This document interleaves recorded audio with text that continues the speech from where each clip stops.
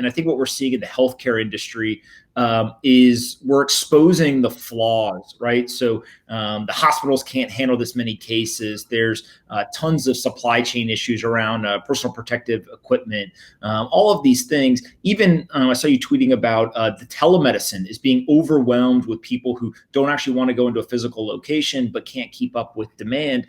Like, how do you think the world changes on the healthcare side, kind of once we get out on the other side of this? So right now it's kind of let's solve this problem, but how does healthcare and that industry really change over time because of it?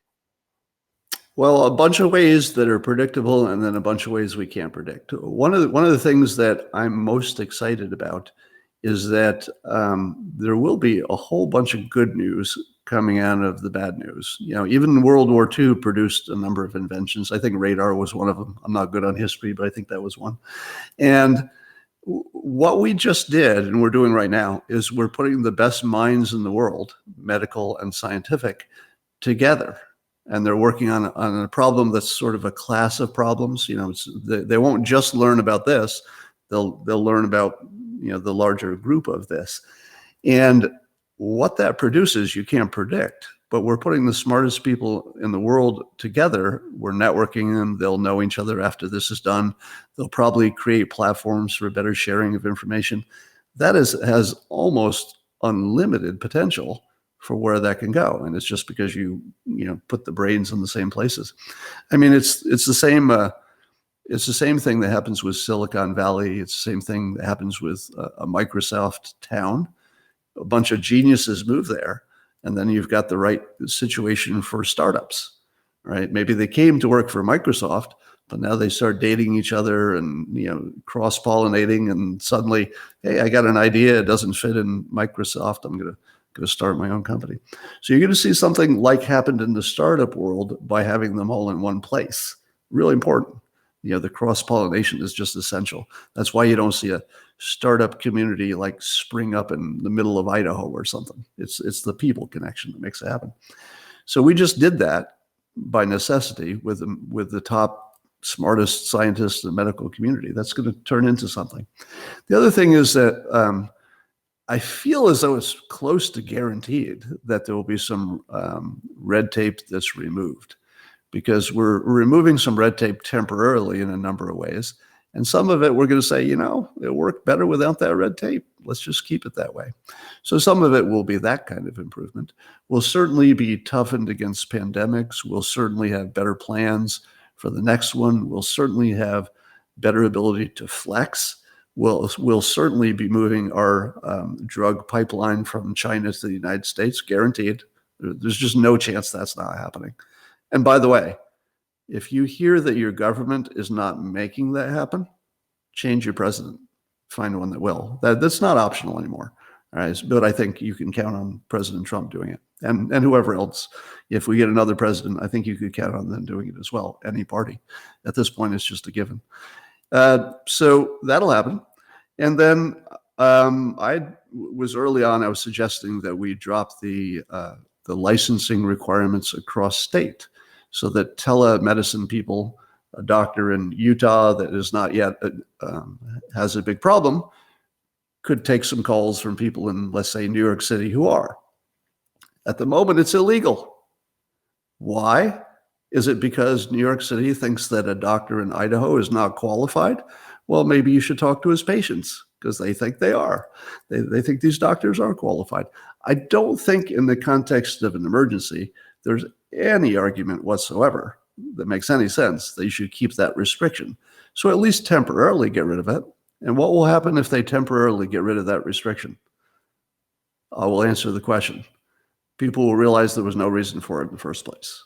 You know, it had to do with, I don't know, lobby groups or the AMA or some damn reason that had to do with the economics of doctors, but not the well-being of patients. You know, so I think you'll see things like that are temporary reductions in regulations, but they'll become permanent. So I would expect actually a pretty big gain. Now consider also the fact that we're all getting trained for hygiene. What is the world going to look like with all these habits we've developed for good hygiene? I'll be washing my hands immediately after this because I just coughed in my hand. I don't have the virus, by the way. If I talk too much, It's just my normal baseline, so don't worry about it. So hygiene, better hygiene, what's that going to do to the normal flu? How are we going to treat the normal flu now that we found all these treatments that apparently are going to work for this specific coronavirus? Do they work for every virus? Will we end up taking hydroxychloroquine? That's the official name. I think I nailed it. Hydroxychloroquine, whatever. Will we start taking that for regular flu? And then people will say, well, it's a good thing we had this other flu because we wouldn't have known this really helps. And the regular flu is whacking people by the tens of thousands and hundreds of thousands.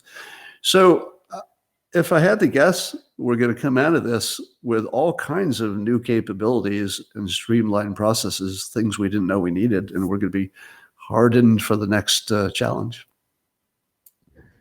Yeah, I'm generally with you in terms of there's like these regulation improvements that we'll get, mainly because in times of emergency or necessity, we just will kind of ignore regulation and then realize, oh, wait, that could have been not there in the first place. I actually think the way people work is very similar, right? All of a sudden people realize, wait a minute, I don't think we all actually need to go to this office, right? And some of this remote work or work from home and the tools, et cetera, could actually suffice. I saw a joke online that said, maybe we don't actually need all those meetings. They could have just been emails, right? And people realized that not only just work from kind of how they work changes, but then there's the economy as well. And obviously, I think there's a lot of people who are kind of worried that the economy is going to grind to a halt, mainly because people are being encouraged to not leave their homes. So it's not a, hey, I don't know if I have enough money. It's more of a, you can't leave your home and therefore your economic activity is going to fall off a cliff. How are you thinking about, coronavirus impact on the economy and kind of where we are right now? Well, here's where people who don't have any background with economics are at a great disadvantage because they have just less vision on the problem. And so I would think it looks scarier because you hear people who don't know much about economics say, hey, it's all falling apart. And if you don't know any better, you might believe them. But I have a degree in economics. I've got an MBA from a top school, and I've talked to lots of other people who have similar credentials. And let me tell you, there's one thing that 100%, and when do you get 100% of people agreeing on anything, right? But I would say that 100% of economists, 100% of big finance and economic people who really understand it, 100% of them say it's temporary, and with good reason, because they've seen other shocks.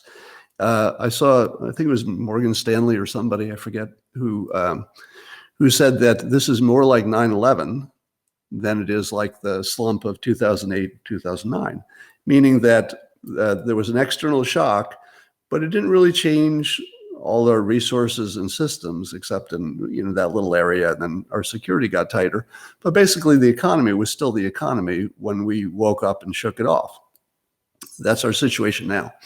So this virus is like a neutron bomb. It's affecting people, but it didn't break any machines, didn't break any processes. The internet's going to work fine.